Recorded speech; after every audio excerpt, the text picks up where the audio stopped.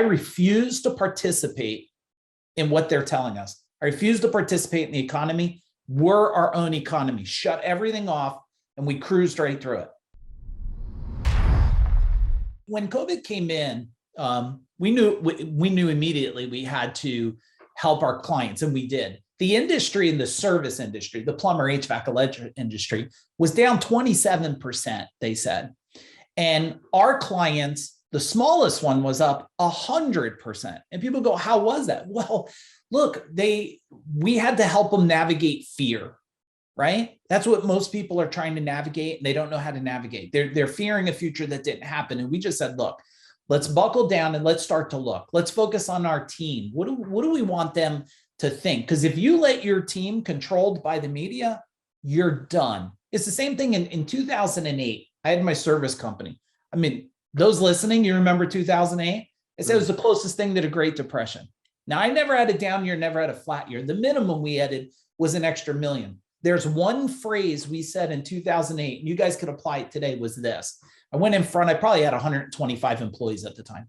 I said, I refuse to participate in what they're telling us. I refuse to participate in the economy. We're our own economy. Shut everything off, and we cruised right through it.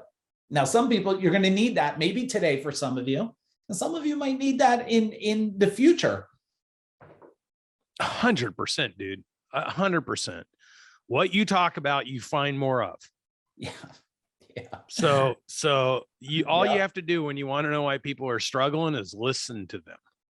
Oh, yeah. Look, your world, and everybody should write this one down. Your world is nothing more than a reflection of yourself in the mirror. That's it.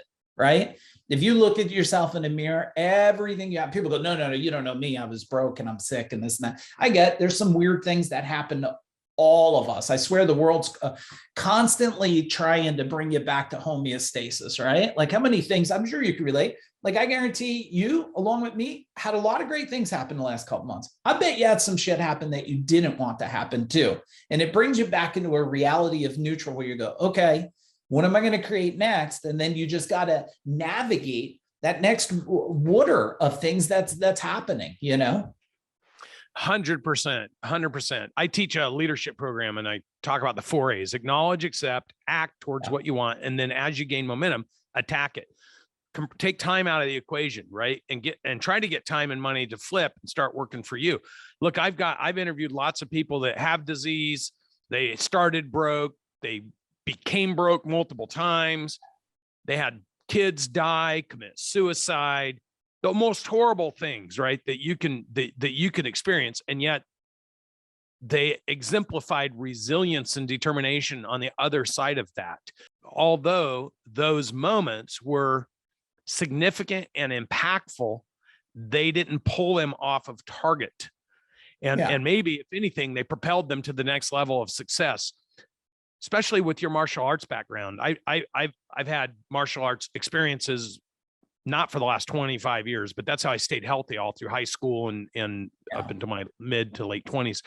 Sparring was such a great activity. I like that over any of the CrossFits and things that my friends were doing, but it wasn't called CrossFit back then. Talk about the determination and resilience in the mindset, but also studying the art of the craft over and over and over and over until that moment comes where you need to apply it. Yeah.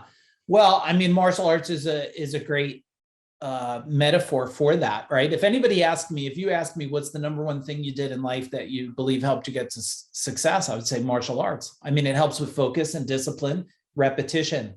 And my instructor was old school. So it was what they called an underground dojo. And they would put you in horse stance, right? Like you're riding a horse, and they would have you punch.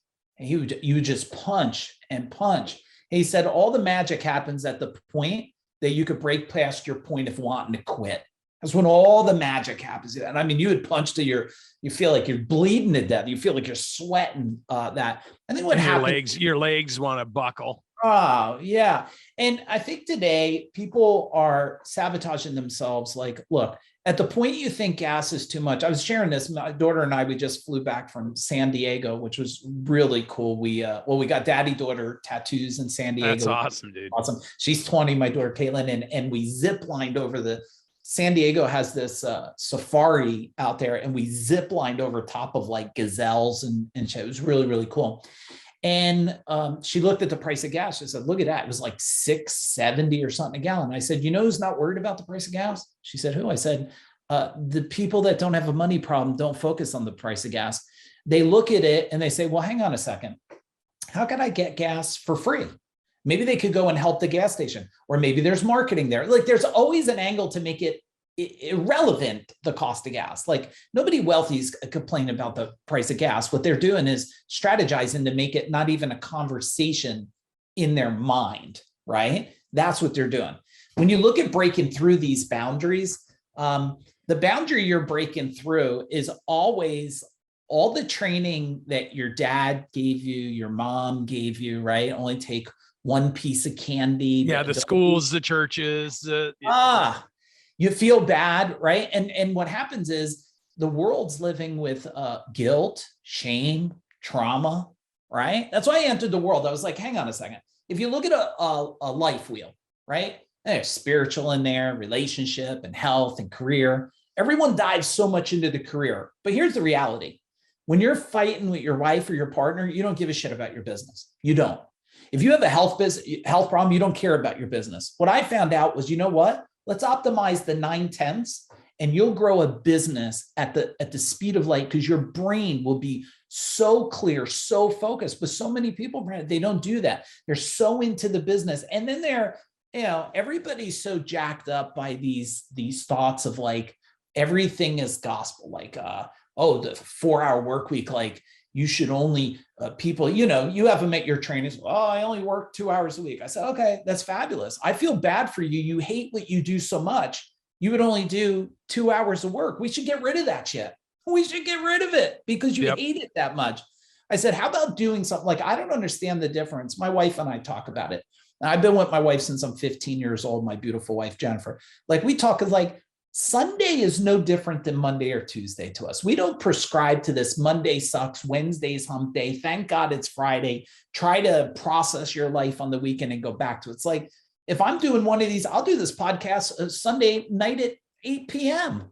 You know why? Because when you live to serve at that level, you don't look at that normal everyday structure the world's trying to live within.